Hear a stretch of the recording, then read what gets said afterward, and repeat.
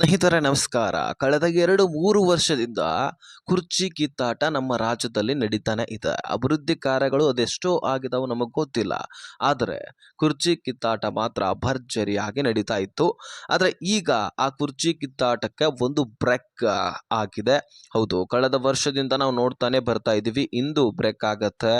So ಈಗ ಕುರ್ಚಿ D K Shivakumar ಅವರಿಗೆ ಸಿದ್ದರಾಮಯ್ಯನವ್ರು ಬಿಟ್ಕೊಡ್ತಾರೆ, ಎಲ್ಲವೂ ತಣ್ಣಗಾಗತ್ತೆ, ಅಭಿವೃದ್ಧಿ ಕಾರ್ಯಗಳ ಕಡೆಗೆ ಗಮನ ಹರಿಸ್ತಾರೆ ಅಂತ ನಾವು ನೋಡಿದ್ರೆ, ಸೊ ಗ್ಯಾರಂಟಿ ಬಿಟ್ರೆ ಕುರ್ಚಿ ಕಿತ್ತಾಟ, ಸೊ ಇವೆರಡು ನಡೀತಾ ಇದ್ವು. ಆದರೆ ಈಗ CM ಸಿದ್ದರಾಮಯ್ಯನವರು ಬ್ರೇಕ್ಫಾಸ್ಟ್ ಮೀಟಿಂಗ್ನಲ್ಲಿ ಕೊನೆಯ ಸ್ಟೇಟ್ಮೆಂಟ್ ಅನ್ನ ಸಚಿವರ ಮುಂದೆ ಬಾಹುಕವಾಗಿ CM ತಮ್ಮ ಮಾತನ್ನ ಹೇಳಿಕೊಂಡಿದ್ದಾರೆ.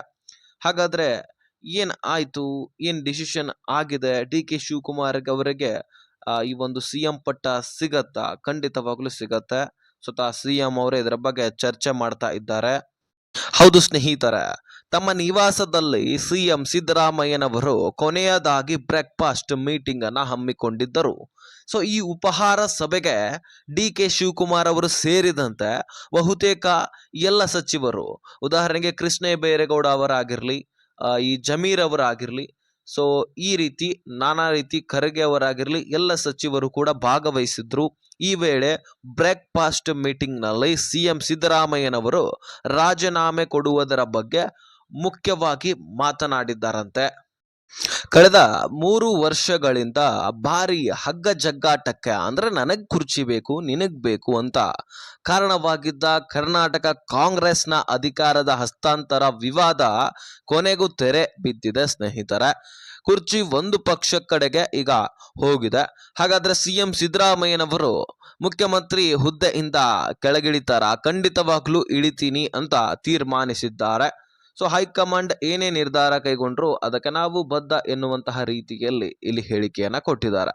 CM ಸಿದ್ದರಾಮಯ್ಯನವರು ರಾಜೀನಾಮೆ ಸಲ್ಲಿಸುವ ತೀರ್ಮಾನ ಕೈಗೊಂಡ ನಂತರ ಇಂದು ಬೆಳಿಗ್ಗೆ ಎಲ್ಲ ಸಂಪುಟ ಸಹೋದರರೊಂದಿಗೆ, ಅಂದ್ರೆ ಸಚಿವರು, MLAಗಳು ಎಲ್ಲರೂ ಕೂಡ ತಮ್ಮ ನಿವಾಸದಲ್ಲಿ CM ಕೊನೆಯದಾಗಿ ಬ್ರೇಕ್ಫಾಸ್ಟ್ ಮೀಟಿಂಗ್ ಅನ್ನ ಕರೆದಿದ್ರಂತೆ. ಆ ಒಂದು ಮೀಟಿಂಗ್ ನಲ್ಲಿ ಎಲ್ಲ MLAಗಳು, MP ಗಳು, ಅದೇ ರೀತಿಯಾಗಿ ಸಚಿವರು ಎಲ್ಲರೂ ಕೂಡ ಸೇರ್ಕೊಂಡಿದ್ರಂತೆ, ಒಂದು ಸಭೆಯನ್ನು ಹಮ್ಮಿಕೊಂಡಿದ್ರಂತೆ. ಸೊ ಈ ಉಪಹಾರ ಸಭೆಗೆ ಡಿ ಕೆ ಶಿವಕುಮಾರ್ ಸೇರಿದಂತೆ ಬಹುತೇಕ ಎಲ್ಲ ಸಚಿವರು ಕೂಡ ಭಾಗವಹಿಸಿದ್ರು. ಈ ವೇಳೆ ಬ್ರೇಕ್ಫಾಸ್ಟ್ ಮೀಟಿಂಗ್ನಲ್ಲಿ CM ಸಿದ್ದರಾಮಯ್ಯನವರು ರಾಜೀನಾಮೆ ಕೊಡುವ ಬಗ್ಗೆ ಮುಕ್ತವಾಗಿ ಮಾತನಾಡಿದ್ದಾರೆ. ಬ್ರೇಕ್ಫಾಸ್ಟ್ ಮೀಟಿಂಗ್ನಲ್ಲಿ ರಾಜೀನಾಮೆಯ ಬಗ್ಗೆ ಮುಕ್ತವಾಗಿ ಮಾತನಾಡ್ತಾ ಇದ್ದ CM ಸಿದ್ದರಾಮಯ್ಯನವರು, ನಾನು ಹೈಕಮಾಂಡ್ ಸೂಚನೆಯಂತೆ CM ಸ್ಥಾನಕ್ಕೆ ರಾಜೀನಾಮೆ ಕೊಡುತ್ತಿದ್ದೇನೆ. ಮುಂದಿನ CM ಆಯ್ಕೆಯನ್ನ ಹೈಕಮಾಂಡ್ ತೀರ್ಮಾನ ಮಾಡುತ್ತೆ.